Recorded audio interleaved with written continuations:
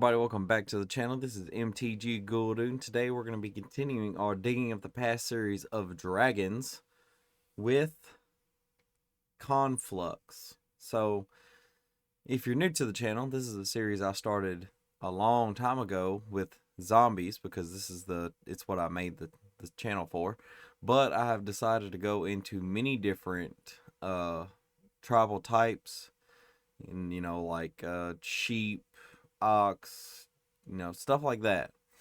And there is a playlist for that if you're looking for it. It's the playlist Digging Up the Past of different tribes. And this, if you're just watching this one, this is a multiple part X of, many of X of dragons, and it has its own playlist. And if you want to look at the zombies, which is my oldest one, which is where all of the mistakes were made and none of the good audio quality is there, you're more than welcome to go there too, because it's really shoddy over there. Unfortunately, it was back when I first started. But we're gonna continue and chug along in Conflux with dragons. So who are we gonna find in Conflux? Well, we're gonna find Hellkite Hatchling. It's a 2/2 for 2 generic, a red and a green, and it has the Devour one. Yeah, that's kind of scary because it looks like it's just a cute little baby dragon, and then it just seems like it'd probably be very bad because once it's devoured a creature, it has flying and trample. Yay! This could actually be really good in like a Corval deck where it's going to come in and devour a bunch of creatures, like a bunch of goblins. It'd be good in my Corval deck, and it just gets huge and is flying and trample. So that could actually, I might actually look into this one. Voracious Dragon for 3 generic and 2 red. It's a 4/4 with flying and devour 1. Apparently, I didn't ever get to play during this set, so this is that. It's yeah. And whenever it comes into play, if it deals damage to target creature or player equal to twice the number of goblins it devoured. So yeah, this one would actually probably be better for my deck. I might have to make a mental note of this one. Malfagor for 2 generic, 2 black, and 2 red. It's a 6/6 demon dragon with flying. Whenever it comes into play, discard your hand. Each opponent sacrifices a creature for each discarded card this way. Yeah, it's pretty bad. And then we get into the next set in the Alara block, Alara Reborn, which is, is actually, I like, aesthetically, I actually kind of like that set symbol. But we're going to run into a Spellbound Dragon for 3 generic, a blue and a red. It's a 3/5 with flying. And when it attacks, draw a card and then discard a card. And it gets +X/+0 until end of turn, where X is the discarded card's converted mana cost. That's wild. That's actually pretty cool. Dragon Broodmother for 2 generic, 3 red and a green. Wow, that's wild. It's a 4/4 at flying. And at the beginning of each upkeep, put a 1/1 red and green dragon creature token with flying and devour into play. And as it comes into play, you sacrifice things to give it counters. This would actually be really good if you have a good, consistent token maker. So you can at least make, so that's a 2, 3, 4, 5, 6. If you can make them all like 4/4s or something consistently, or 6/6s for the value. Because they're already 1/1, so you just have to sacrifice like 5 things. And then we run into Karthus. Yeah, I think that's how you say that. Tyrant of Jund for 4 generic, a black, a red, and a green. It's a 7/7 with flying and haste. When it comes into play, gain control of all dragons, and then untap all dragons. Other dragon creatures you control have haste. So it's an anthem for your dragons to swing as soon as they come out, which is pretty cool. Now we're rolling over into the Zendikar block, the old OG Zendikar, with the Hellkite Charger, and this is probably one of the most infamous dragons in my opinion when it comes to more casual play, because everybody wants to do the thing of getting all the mana, tapping it down, and then having another combat, and then having another combat, and then have another combat. Because for 4 generic and 2 red. It's a 5/5 with flying and haste, and whenever it attacks, you may pay 5 generic and 2 red. If you do, untap all attacking creatures, and after this phase, there is an additional combat phase. Yeah, gets wild. Now we move into World Wake with the Mordant Dragon, and this was one that I actually really thought was neat when I started looking at it. Because for 3 generic and 3 red, it's a 5/5 with flying, and for 1 in a red, it gets +1/+0 on turn. But when it deals combat damage to a player, you may have it deal that much damage to target creature that player controls. So no matter how big it gets, that's how much damage it's dealing. So at base, it can deal 5 damage to another creature, which is not bad.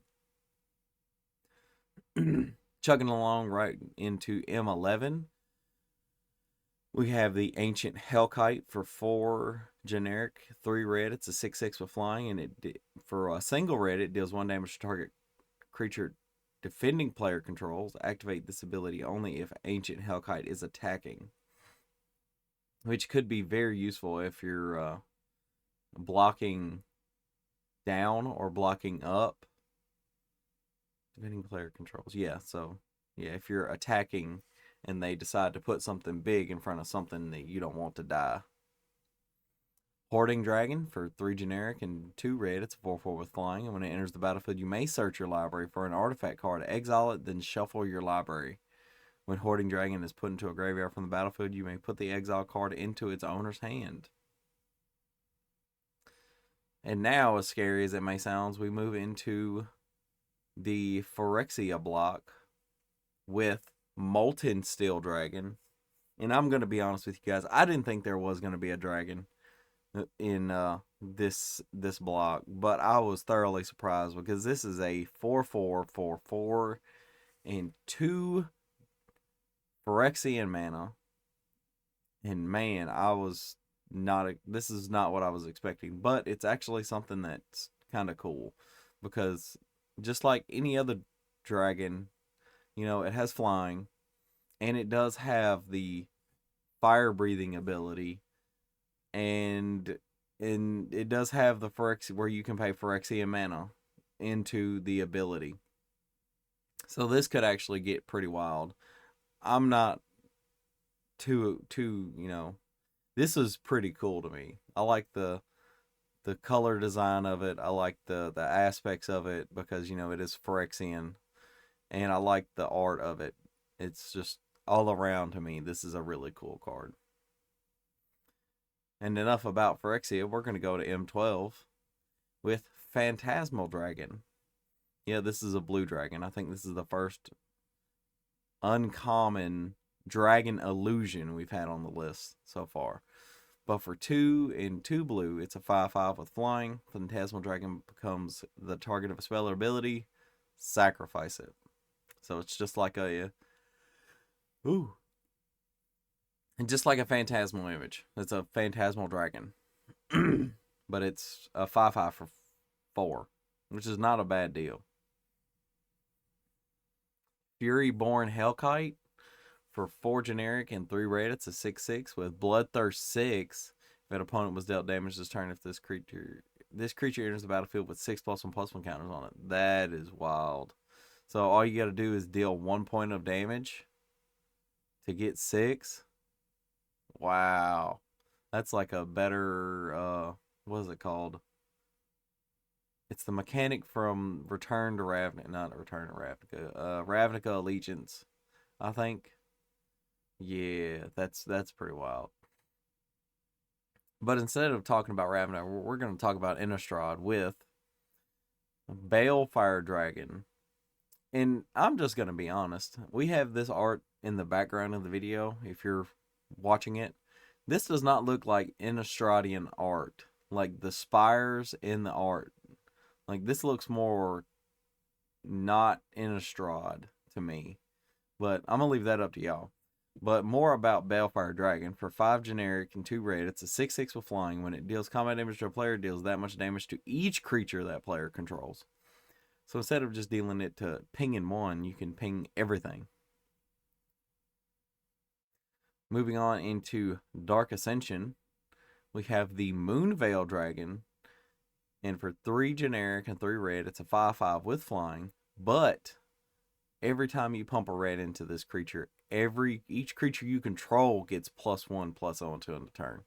That to me is wild, because I didn't know half of these cards existed. And now I'm like, man, I gotta find a way to build a dragon deck now, because I want to put some of these unused cards in the decks.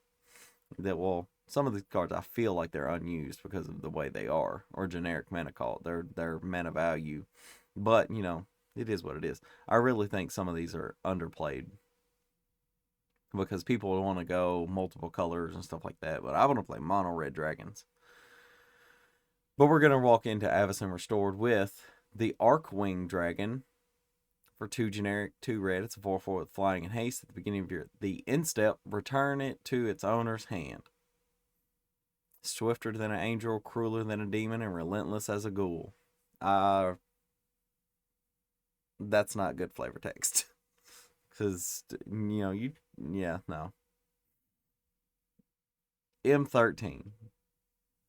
Slumbering Dragon. For a single red, you get a 3/3 with flying, and it can't attack or block unless it has 5 or more +1/+1 counters on it.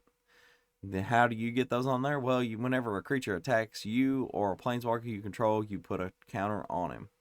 To be honest, this is probably something that a creature everybody's sleeping on. Anyways, moving on. Horrible joke. Thundermaw Hellkite. For 3 and 2 red, it's a 5/5 with flying and haste. And whenever it enters the battlefield, and they actually put reminder text for haste. That's wild. When it enters the battlefield, it deals 1 damage to... Oh, never mind. It was a core set. It deals 1 damage to each creature with flying your opponent's control. Tap those... Oh, that's different. Yeah, it deals 1 damage to each creature with flying your opponent's control, and you tap those creatures. So not only did you just knock all of your opponent's flyers out of the way if they were 1/1s, but now they're tapped, and if they're not next in the turn order, they're getting smacked. Wild. Now we're going to return to Ravnica with Hypersonic Dragon. For 3 generic, a blue and a red, it's a 4/4 with flying and haste, and you may cast sorcery spells as though they had flash. Man. So, I've recently learned that Niv Mizzet has made copies of himself, and I want to now think that anytime you see a red and blue dragon, that is Niv Mizzet himself. But we're going to talk about Udvara Hellkite real quick. For 6 generic and 2 red, it's a 6/6 with flying, and whenever a dragon you control attacks, put a 6/6 dragon creature token onto the battlefield with flying. Man, this is probably one of the better dragons that's super good in, Dragon Tribal. Or any deck that you could throw what is it? I just had it on the tip of my tongue. Let me know down in the comments below. It's an artifact that says all your Maskwood Nexus. If you have a Maskwood Nexus in your deck, anytime you attack with any creature, you get a dragon. That's pretty cool. But we're going to talk about Niv Mizzet, Sliv Mizzet, the man himself, Draco Genius. I always thought it was Draconic Genius. Anyways, for 2 generic, 2 blue, and 2 red, you get a 5/5 legendary creature Dragon Whistled with flying. Whenever he deals damage to a player, deals damage to a player. Yes, that is not combat damage. That is regular, like, fuck you, bop, 1-time damage. You may draw a card. And for a blue and a red, he deals 1 damage to target creature or player. Yeah, this is heinous. I don't know why. I just don't. I don't know why, but it's not in me to enjoy multicolored dragons like it is monocolored dragons. Maybe it's just because I'm a filthy casual and I prefer to build within a single color because it's more efficient. But I digress. We're going to move on to Gatecrash. And we're going to talk about Hellkite Tyrant, a card that was super expensive, especially the foil, for a very, very long time until they reprinted him not too long ago in Ravnica Remastered. Because for 4 generic, 2 red, it's a 6/5 with flying and trample. And whenever it deals combat damage to a player, gain control of all of their artifacts. Yeah. Oh, I like that Soul Ring. It's mine now. Oh, you have a Soul Ring too? That's mine now. You have flyers. I'm unblockable. Give me your Soul Ring. And at the beginning of your upkeep, this is the more important line of text on this card. If you control 20 or more artifacts, you win the game. It doesn't even have to be all yours or all everybody else's. It can just be all yours. If you have this creature, you win the game. If you find a way to make treasures with this card, you are set. But now we're going to move into our last one for today. It's M14, and we're going to start off with Dragon Egg. This is probably one of the cutest ones, and that's about as close as you're getting. For 2 generic and a red, it's a 0/2 with Defender, and when it dies, put a 2/2 red... Excuse me. I feel like there's something in my throat. No, but when Dragon Egg dies, put a 2/2 red dragon creature token with flying onto the battlefield. It has, for a red, this creature gets +1/+0 until end of turn. And finally, we have Scourge of Valkus for 2 generic, 3 red. It's a 4/4 with flying. And whenever Scourge of Valkus or another dragon enters the battlefield, it deals X damage to target creature or player, where X is the number of dragons you control. And it has, for a red, fire breathing. But thank you, everybody. That is going to be it for today. I really appreciate everybody that has subscribed. We are up to 179 subscribers as of the last time I looked. And I really appreciate every single one of you guys. There's another content creator I really want to kind of catch up to. He's at like 186. He's a good friend of mine. It's kind of like healthy competition in a way. But, you know, that's a side thing. Because I really appreciate him. He's a good guy. He does, you know, I've collaborated with him a little bit in, you know, since we both started making content consistently. Excuse me.